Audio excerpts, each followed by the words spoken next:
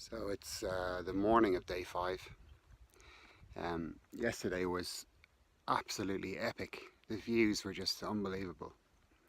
It was a slightly bigger day than I had originally planned because, as I mentioned before, the previous day I had to pull up short to Lance Creek because of the whole bear canister rule. So I was trying to recover a bit of ground and try to get closer to my plan. And when I refer to a plan, I'm aware of what everybody says, like don't have a plan, just go with it. So with that in mind, I did sort of have a plan. So I chose a shelter called Whitey Gap shelter, and that was going to get me to that would have been a 14.1 mile day, which I did. But stupidly, I knew, but I didn't really absorb that Whitey Gap is actually down a side trail, which meant that I had to get to the 14.1 mile point, which I did, and then it was another 1.2 miles over another hill, which is I'm actually standing on top of right now, and then you drop down the far side of it to get to Whitey Gap. So as I got there, I'm like, this is a terrible decision, because in the morning, i.e. now, I had to hike back up this hill, back down it again, just to get back to that 14.1 mile point, which is actually the 38 mile point on the AT. So in terms of AT miles, I'm up to 38 on the approach trail, so I'm at about 47 miles so far.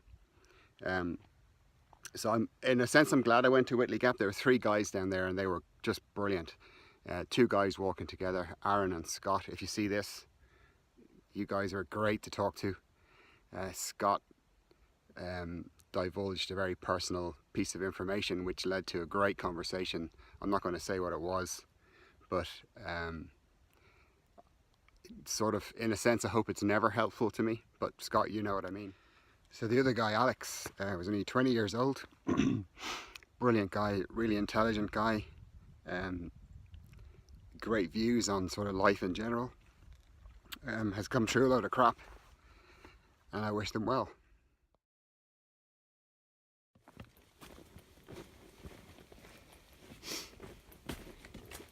Still on day 5, it's 10 past 2 in the afternoon. I'm approaching mile 50, which of course for me is mile 59. However,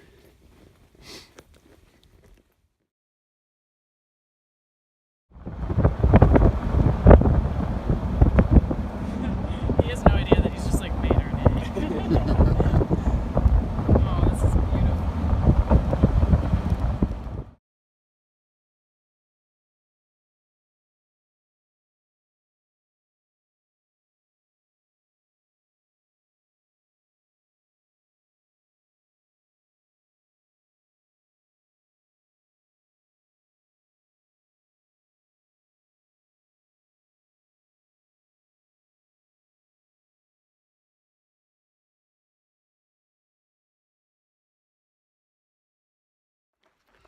so it is Saturday, March 30th. This is day 7. I'm having a hoot. I am 10.5 miles into this day, but this is quite a tough one.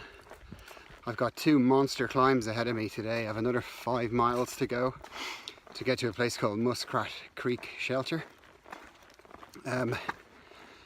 So I'll be taking my time. I'm sort of low on energy, but I can just keep plodding. The good thing is, when I make it to Muskrat, I will be about half a day ahead of my schedule. So that means I've got, half a day of rest somewhere else up the trail. I'm trying to kind of ignore my schedule, but it's still knocking about in the back of my head. But I've already walked past about 2.5 miles back, past the point where I was originally planning to spend tonight, Saturday night. So it is about 2:45 in the afternoon, and I think this next 5 miles is going to probably take close to 3 hours, because there's 2 just savage climbs on it. But the shelter is up up at something like, I don't know, 4,600 feet or something. And I'm currently at, I don't know, just over 3,000. But the interesting thing here along this trail, the mileage might not sound that impressive, but when you go up a hill, you do come all the way back down, and then you go all the way back up and all the way back down. So it is, they call them PUDs here, pointless ups and downs. So it's very difficult to cover big miles. So today will be a 15.4, which is really good. That's a big day. I am going to do it because I was just at the previous place just too early, so I thought I'll just plod on and take my time. Walking with a couple of great people. I gave one of them a new name. Someone had given her the name Lefty, which she didn't really like. So because she's beer mad, I've called her Special Brew, and she really likes that, so I think she's going to stick with that. And then a guy called Compton. He's just fresh out of the Air Force. Really nice guy. So there you go. Talk to you later. So today I have 2 personal milestones and 1 AT milestone.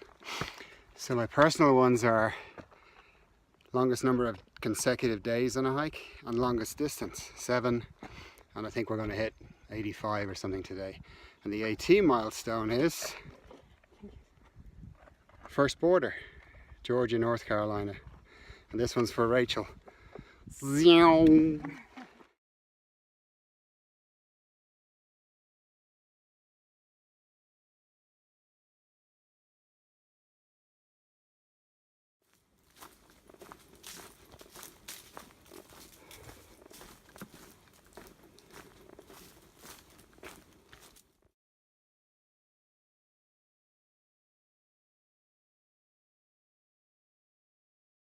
So it's the morning of day 8, March 31st, Sunday.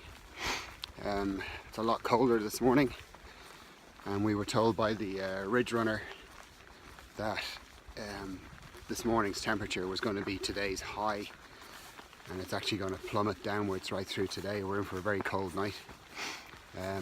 The temperature range he gave us was in Celsius -4 down to -10, somewhere in that range. So that'll give the gear a good test. I think it'll be fine though, based on the last few nights. So today we have another crazy climb, and we want to try and do, well, hopefully 16, but at least 12, because we want to get to Franklin, which is 28 miles away. So if we can do 16, that will set us up nicely for that for tomorrow. And then in Franklin we can get a hostel or a hotel or something. Cool, catch you later.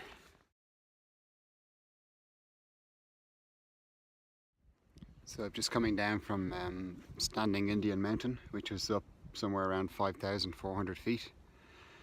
I think I'm still around the 5,1-ish feet here. It is getting progressively colder, although the sun has come out, which is warming me a bit.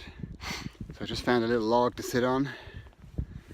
So I'm just going to chill for a few minutes. So, for those Irish people who don't know much about the AT, so it stands for Appalachian Trail. It is one of the world's longest waymarked hiking routes.